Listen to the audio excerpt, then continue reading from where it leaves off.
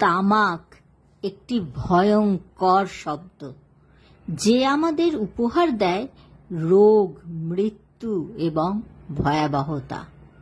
এর এফেক্ট শুধু যিনি তামাক সেবন করেন তার ওপরেই পড়ে না, এর কুফল সেই ব্যক্তির পারিবারিক, সামাজিক, অর্থনৈতিক গণ্ডি পেরিয়ে গোটা দেশ তথা বিশ্বকেও এফেক্ট করে।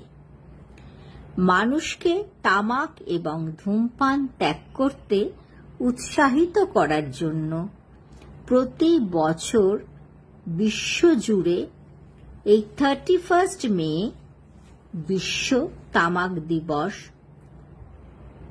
বা ওয়ার্ল্ড টোবাকো ফ্রি ডে পালন করা হয়ে থাকে, যাতে বিভিন্ন রকম প্রচার এর মাধ্যমে এবং বিভিন্ন রকম আলোচনামূলক অনুষ্ঠানেরও আয়োজন করা হয়ে থাকে। মানুষকে সচেতন করা, তামাক কি ভয়ঙ্কর। তামাক শুধু এই জেনারেশনকে না, একের পর এক জেনারেশনকে ধ্বংস করে চলেছে, আর তার থেকে মুক্তি দান করা আমাদের এ প্রজন্মের কর্তব্য। তাতে আমাদের